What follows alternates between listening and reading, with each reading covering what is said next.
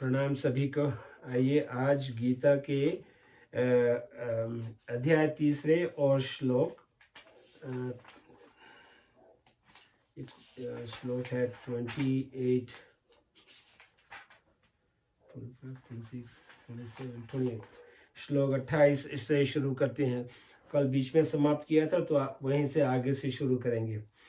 तत्व को जानने की इच्छा रखने वाला साधक भी अगर गुण मतलब पदार्थ और कर्म क्रिया से अपना कोई संबंध नहीं मानता तो वह भी गुण विभाग और कर्म विभाग को तत्व से जान लेता है। चाहे गुण विभाग और कर्म विभाग को तत्व से जाने, चाहे स्वयं मतलब चेतन स्वरूप को तत्व से जाने, दोनों का परिणाम एक ही होगा। गुण कर्म विभाग को तत्व से जानने का उपाय नंबर 1 और उपाय नंबर 2। उपाय नंबर 1 है, शरीर में रहते हुए भी चेतन तत्व मतलब स्वरूप सर्वथा अक्रिय और निर्लिप्त रहता है। गीता प्रकृति का कार्य मतलब शरीर, इंद्रियां, मन, बुद्धि आदि इदम मतलब यह कहा जाता है। इदम यह कभी अहम मतलब मैं नहीं होता। जब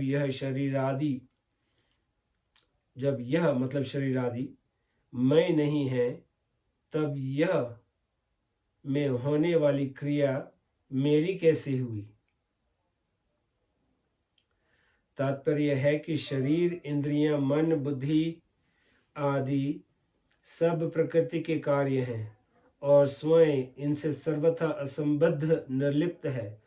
अतः इनमें होने वाली क्रियाओं का कर्ता स्वयं कैसे हो सकता है।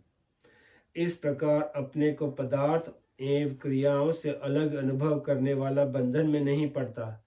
सब अवस्थाओं में नैव कश्चित् करोमीति।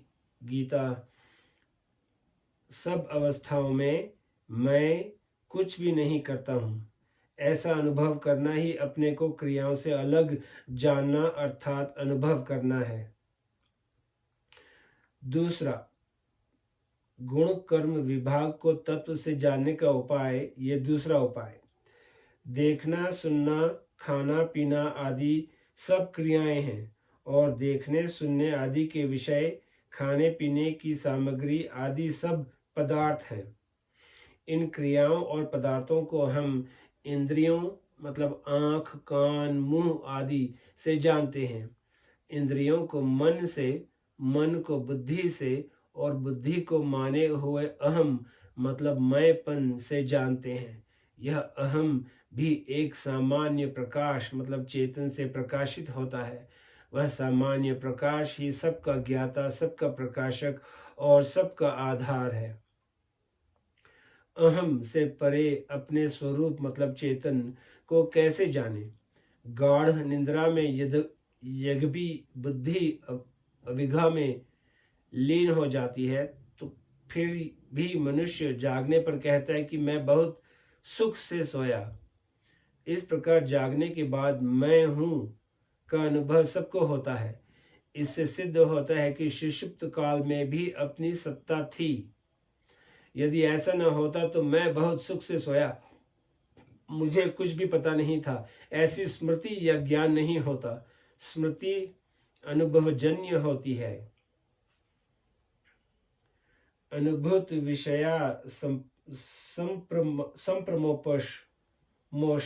संप्रमोश स्मृति योग दर्शन।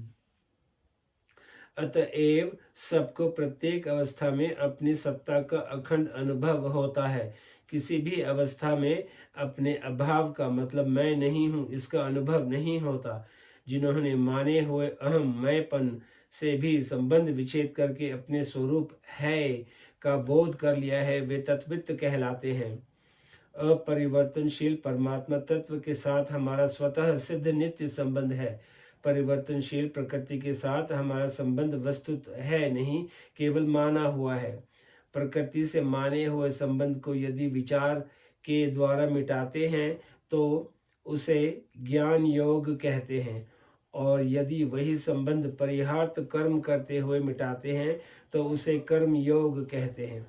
प्रकृति से संबंध विच्छेद होने पर ही योग मतलब परमात्मा से नित्य संबंध का अनुभव होता है, अन्यथा केवल ज्ञान और कर्म ही होता है। अतः प्रकृति से संबंध विच्छेद पूर्वक परमात्मा से अपने नित्य संबंध को पहचानने वाला ही तत्वित्व होता है। गुणा गुणेषु वर्तन्ते, गुण ही गुण में बरत रहे हैं। गुणा गुणेषु वर्तन्ते, प्रकृतिजन्य गुणों से उत्पन्न होने के कारण शरीर, इंद्रियां, मन, बुद्धि आदि भी गुण ही कहलाते हैं और इन्हीं से संपूर्ण कर्म होते हैं।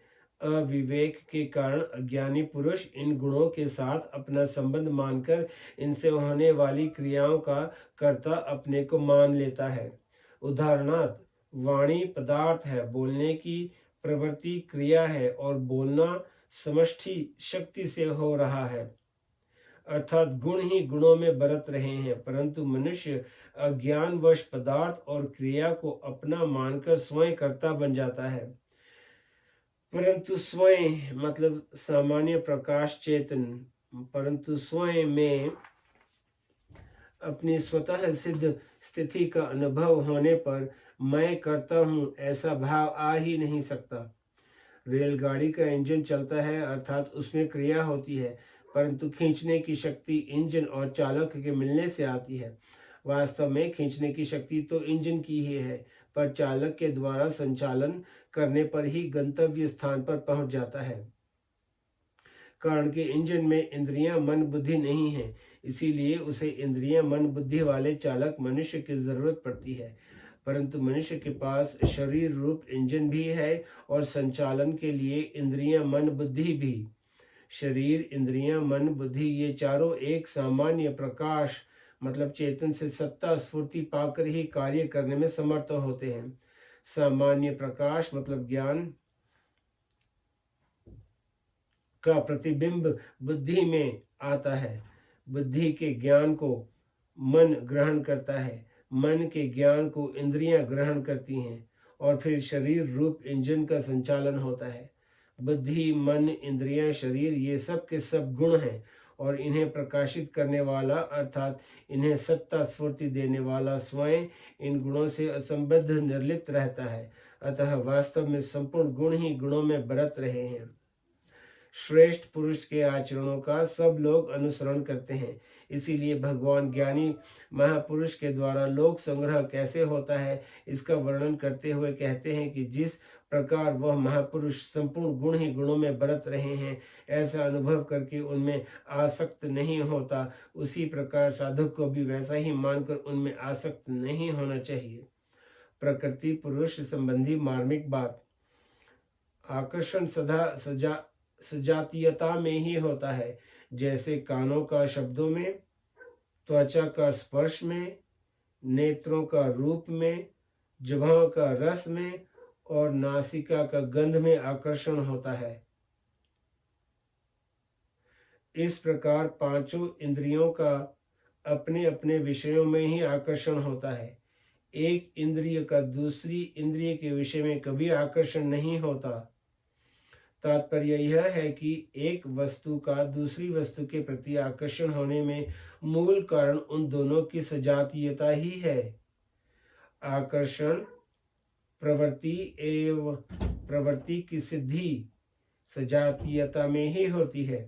विजातीय वस्तुओं में न तो आकर्षण होता है न प्रवृत्ति होती है और न प्रवृत्ति की सिद्धि ही होती है। इसीलिए आकर्षण, प्रवृत्ति और प्रवृत्ति की सिद्धि सजातीयता के कारण प्रकृति में ही होती है, परंतु पुरुष चेतन में विजातीय प्रकृति जड़ का जो आकर्षण प्रतीत होता है उसमें भी वास्तव में प्रकृति का अंश ही प्रकृति की ओर आकर्षित होता है। करने और भोगने की क्रिया प्रकृति में ही है, पुरुष में नहीं। पुरुष तो सदा निर्विकार, नित्य, अचल तथा एक रस रहता है। इस अध्याय के श्लोक को आज यहीं समाप्त करते हैं। नमस्ते।